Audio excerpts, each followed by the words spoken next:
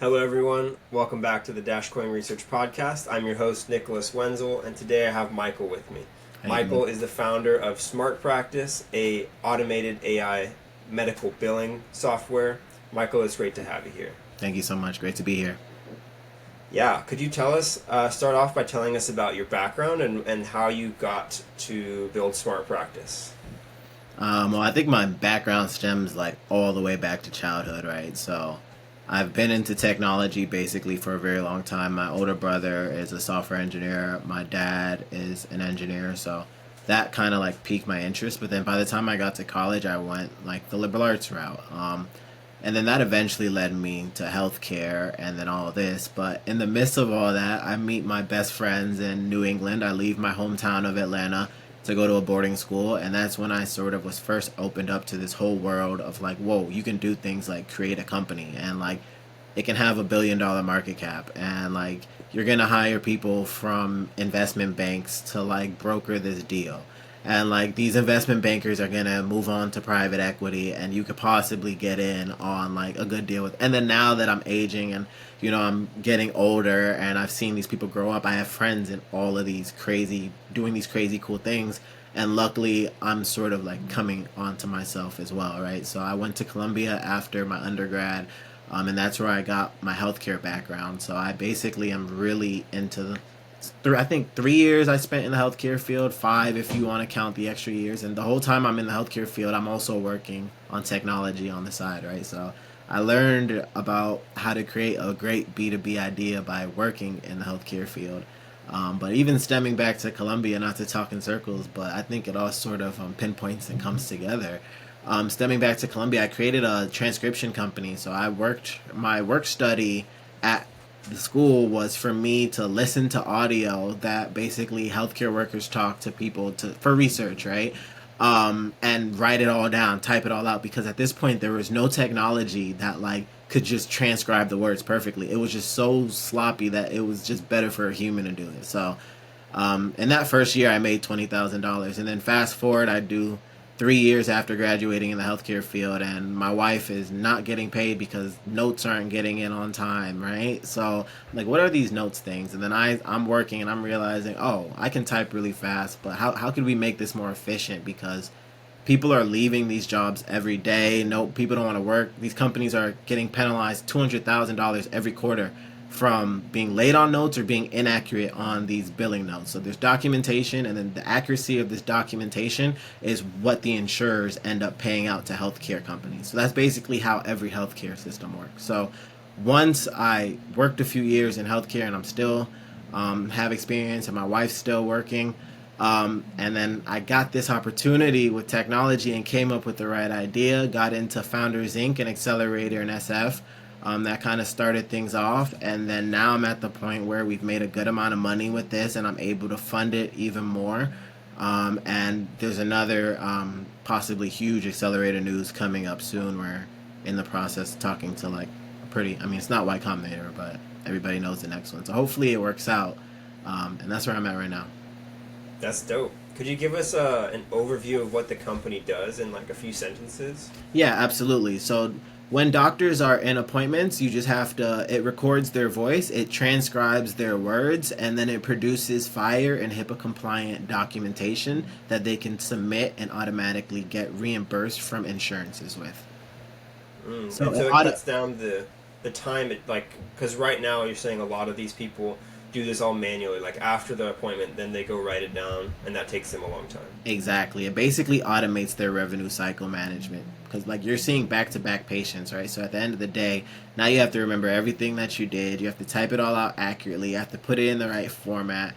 It adds a lot of time to their day and it takes away from patient care. What does the setup look like? Does the doctor like have a computer and then they like press record and then they start their appointment, or is it kind of something that just like sits in their office and always records? Like how does So that every work usually? doctor is gonna have some kind of technology with them, like in the office, right? So there's gonna be your computer or your phone because you have to have your EMR system, which you have to. And sometimes you document live. A lot of people do it after, but you at least have to have the patient's chart with you, right? So whether you have a phone, a tablet, or a computer, you basically just you have your EMR system, and then you have our app. You open up our app, you click voice record, you click record. It takes in all of the whole appointment, and by the end of the appointment, all you have to do is click process, click the form that you want it processed into, and then it transcribes and completes the whole documentation. And of course, the doctors are going to know I'm going to need to get this information out of this appointment, right? Like if you're a therapist and you're talking to somebody, you're going to need to get their interventions, you're going to want to get their goals, you're going to want to get their eating habits, their sleeping habits. So as you're asking these questions throughout the appointment, it's automatically filling it out in the correct format for your documentation. That's really cool. And so you've already given this to a few healthcare providers, right? You have customers already. We have testers, so we haven't launched officially on our marketplace. So we're going to be launched on 400 different systems, probably within the next 2 weeks, probably next week. But I want to give a conservative estimate. Within the next 2 weeks, this is going to be something that people could pay us for. And of course, we could have accepted payment for it already, but we'd rather get it tested and iterate and make sure it's perfect. So we've gotten reviews from medical doctors, dentists, therapists. We have LOI signed, and we're just getting raving reviews. Everyone's saying that it's going to be amazing. They want to use it. So, of course, the next step is to get it out there. That's dope. So you've gotten a lot of good feedback from the testers already. Yeah, absolutely. So one doctor said what he would normally do in 30 minutes of documentation took him 5 minutes. He said it's an excellent concept. Another doctor said it was a seamless process. He doesn't see how it won't be widely accepted by the industry. So these are pretty glowing things from people who don't have to say these things, right? So we do feel like we have validation. Next step is product market fit. That's really cool, man. Now, let me ask you, why doesn't someone just use ChatGPT for this? Same thing. I'd imagine there's a way that you could prompt it to give you the same documentation with the proper setup. Yeah, maybe you could just speak on that, what makes your product unique, so to speak.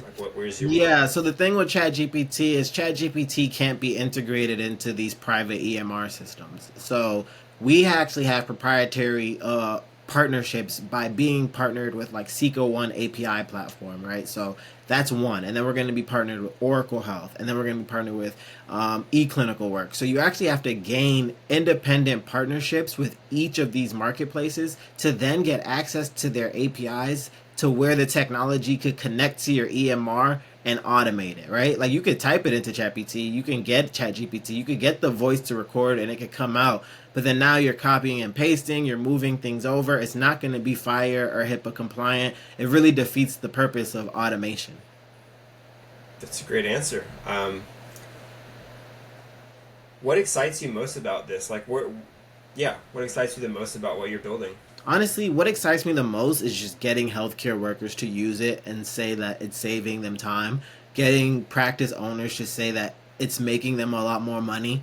To tell them that it saved their business. I was listening. I can't even say this, but I guess I heard a little bit of one of my wife's meetings, with her healthcare meetings, and her practice owner was billed $200,000, for late notes and documentation. So I'm like, wow, if I could save somebody $200,000 with a product that costs $200 per clinician per month, I think that would be wonderful. Yeah, that would be wonderful. So what were you doing before this? I think before the call you said that you had exited a previous company. Tell me, I guess, a bit about that company and what that journey was like for you. So that company was called Fantasy Ball. So that stemmed from my love of sports and my love of gambling and my love of technology, right? So it was basically, it's not going to be the first time anyone's heard this idea before, but find the edge on the sports book through AI technology. So I kind of use an API to get really up-to-date stats on sports events, and then just use a data visualization tool to help gamblers find insights on different bets. So it wasn't like it took off or anything, but it was the first thing I saw from start to finish, and it gave me immense confidence in my ability. So at our best, I think we had 25 customers paying us $19.99 a month at different times. People were churning really quickly, and it wasn't. I wouldn't call it a success, but I was able to sell it. I was able to sell it for a good amount of money. It was enough to That's pay for dope. my wedding, so I'll take it. Let's go. Nice. Yeah, that's really good that you got to build something from start to finish. And was that a long process building that company? Like, were you spending like multiple years on it, or was it kind of more So like I was a that process was not super long. I built and sold that company in like 4 months, 4 to 6 months. So I was working at FINRA. So it's like FINRA is like the private version of the SEC, basically. I was a product manager. It's kind of fintech slash government tech. And then I was just kind of tired of it. It was great being a product manager. I was making good money, but I wanted to do my own thing. So I built fantasy ball on the side and went off on my own, and I was able to get that sell under my belt, which I think has like spurned a lot of the success um, and achievements that I've gotten since. yeah, that's awesome. Do you tell me what the story was like for you launching on Believe? Like, how did you get to see Believe and even know that it existed? And then, like, what led you to want to launch on it? So that's interesting. So I feel like the story of Believe stems all the way back to Founders Inc. Like I got into an accelerator here, or an incubator, or a pre-accelerator, whatever term you want to use for it. Founders Inc. So there were a lot of SF builders and people coming from all around the world, and I followed them all on X, and that kind of changed my algorithm. So one day this guy came up on my feed. He was a Stanford computer science kid, as you know we see all the time, and he got into Y Combinator and he was turning it down to launch on Believe. So I'm like, those are immense signals that I'm seeing there, right? Like, and in life, when you see certain signals, you have to sort of keep going down that trail. So I looked into Believe, and then I saw it was backed by Nikita Beer, who is one of the most experts on consumer apps that is out there, at least on X. So I know and have heard of him. He's connected to My First Million with Sean Puri and Sam, and I've gotten a lot of advice from them. So these are all green flags. Like, this is not a scam. These are all legit people. So once I saw he did that, I invested in him for a little bit. I decided that my background was impressive enough, and I was building something impressive enough that I should go ahead and give this a shot. I had actually thought about launching my own coin like a month prior. I told like my one of my best friends that. So when I actually saw that you could just do it with a tweet, it was just kind of like perfect timing. Yeah. Um, has it been a wild ride for you? Because one thing I've talked to a lot of founders about is like the crazy experience of having all these holders who are like frothing at the mouth, asking you for updates all the time, and asking you what's going on when the price goes Yeah. down, things like that. Has that like been a jarring experience for you? Yeah, I mean, it's been interesting, right? Like, it's been interesting. I've always kind of envisioned myself in a role like this, whether it be tech, whether it be when I had athletic dreams, whether it be when I was making music, whether it be like the end goal wasn't to have a bunch of people doing a bunch of things, but it just always seems like if you do something that's super valuable, like that's gonna come, right?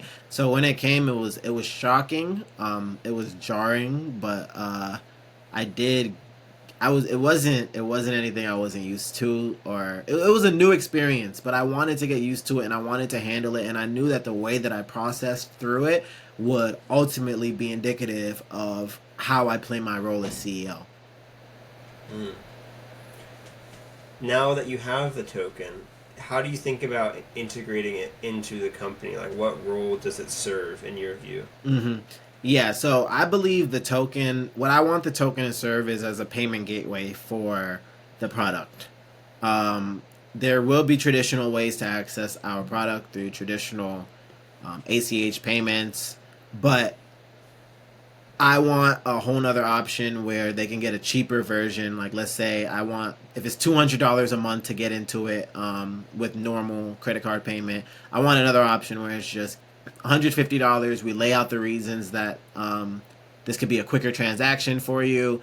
They could still use their credit card, but on the back end, it's smart token, right? So that really, I think that overall um, just improves the value of our token, helps the buyers that are already in, continues to push the coin up, creates kind of a flywheel effect where people are buying our token.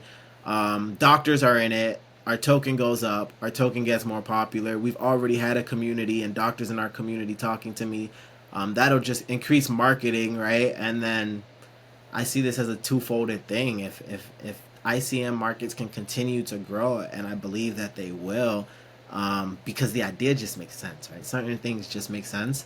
If it continues to grow, I think we're in a good position. So, how did you get to the token model of like integrating into payments? Is that something you talked to someone about, or did you come up with this idea on your own? Oh, well, I've gotten a lot of advice from different people, but that specific idea, I got it on my own. So, as a CEO, like we're building AI products, right? So I think it would be stupid of us not to take advantage of AI. So, I mean, I spent hours talking to Claude and then double back verifying everything and going to different websites and checking the sources. And then obviously, I have to verify that on top of talking with the top crypto people in the space. I've gotten on a lot of calls with people that have DM'd me. But ultimately, I make my own decisions based off of all the resources that I research. Yeah, that's good. I mean, because there are a lot of very helpful crypto people. If you get the right, like the right voices in your ear, it can be very helpful. Mm-hmm. Um, how familiar are you with crypto before this foray into it? Like, is it something you were very familiar with before? Yeah, so the thing with crypto, I've been very familiar with it from an early stage. Like my older brother's super into technology. He told me about crypto probably a couple years before that first boom, right? Like, and told me about Bitcoin, like, okay, this thing called BTC.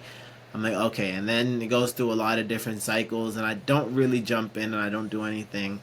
And then there's the invention of Coinbase, and that's when it kind of got real interesting to me because now there's a consumer product built around this idea of crypto that makes it a lot easier to access. So that's when I started dipping my hand into BTC. I watched it closely throughout the NFT phase. I wasn't really sold on that. And then the ICM phase is just what I would liken to be like a dip in the crypto market, and like metaphorically, right? Like that was my entry point. That was when I could finally use everything that I knew about crypto, and it made sense for me to get involved. Nice. Yeah, I'm really excited about the whole internet capital markets like trend that's happening because I really think that people want to speculate on early stage companies. I think there's a big product market fit for that in the market. And I personally would love to see a great company that I believe in and then buy something that gives me like some kind of upside. If the company does well, that I can also financially do well based on that. Um, and that's why I think it's going to stick around. I think it needs to have some iteration, um, but it's really exciting for me, and I think it's interesting that that's what resonates with you too. The internet capital market side of crypto is what finally like got you to want to participate. Exactly. Exactly. Like yeah. Yeah, go ahead. Have you talked much with the Believe team or anyone on there? Like, have you felt like you gotten much support from them? In terms of like Ben, Yeah, Ben or anyone else from the team. Like, if you had questions to be answered from them. I would say we've gotten the most support from what is it? But the Believe founders, like we were added to like the Believe founders group being run by Kevin. Yeah, Believe Capital. Believe They're Capital. We've received a lot of support from Believe Capital in terms of like knowledge and getting in on their Twitter Spaces, and then I'm in their group chat. So that's sort of been like the inner circle for me in this crypto thing. That's great. I'm glad to hear that. Yeah, I really like what they're doing, and they're providing help to a lot of the founders because I think it's super important that we all support each other, and I think they're doing a good job of that. Same here. So, what's the most exciting for you in the next couple weeks? Like, what big developments are you looking forward to? Next couple weeks, the biggest development. I mean, there's no harm in saying it. I think, I want to get into TechStars, so that's the accelerator that we're aiming for. We're aiming to get into TechStars Baltimore, which is their health tech one. They're partnered with Johns Hopkins University. That accelerator can be big. It's going to be their second year, I believe. It's run by a former health tech founder, ex-military guy, ex-Johns Hopkins medical school guy. Just sold his health tech company this year. So I went. He's done a lot. So the accelerator, they can hook you up with huge contracts from healthcare systems. So one contract could blow the AR out the water for us. So when I heard he said they'd do that, that was almost even more important to me than, of course, we could get funded after demo day. That's neither here nor there, but his connections to the healthcare systems, that is going to be huge for us. So the first day that applications closed, he actually contacted me on LinkedIn, and he said we have excellent traction. Told me to email him and told me we're going to hear back shortly. So I feel like that's good news so far. That is good news so far. That's wonderful. Is there anything that you'd like to talk about that maybe I haven't asked yet? Um, I guess I just like to say that like this has been an amazing process. Like ICM, like this was like an inflection point in my life, right? Like as I look through everything that I've done and the stages that I've gone through, you start out as a child with a bunch of potential. Then I sort of I feel like I realized so I have an inflection point going to like an elite boarding school. I went to St. Paul's school and all that's elitism, whatever. Neither here nor there about it. Then I end up at a good college. Cool, cool, cool. But now it's like the money is coming in, and that's what's important in business, right? Like we have a revenue, and that's what's more important than all this social media stuff. Is like I put money into an asset, and I'm making more money than what I put in, and I don't think that could ever be understated. Yeah, that's always a wonderful feeling. Are you venture backed at the moment, or are you bootstrapped? Like you bootstrapped this so far? Yeah, we're bootstrapped so far, and we're using creator fees for funding. And but I'm bootstrapping. I'm paying a full time engineer off of my salary that I just we do what me and my wife we work in the healthcare field and have our own stuff going on. So I'm able to bootstrap it for now, but hopefully Nick, if you're watching this somehow, hopefully he accepts us into TechStars, and that will be our first sort of VC money per se, and then really the goal is to become profitable after pre-seed, right? I don't think we need much more than 220,000 if we're serious and buckle down to become profitable, but. Then the question is it good enough to just be profitable, or do we want exponential growth? At that point, I'll have a decision to make.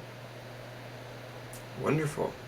This was a great podcast. I really enjoyed you coming on, Michael. I think you're a well-spoken guy, and I think you're building something really exciting. So I'm definitely excited to share this with all the listeners. And yeah, thank you so much for coming on. Thank you for your time. Great. Thank you so much, Nicholas. It's been great.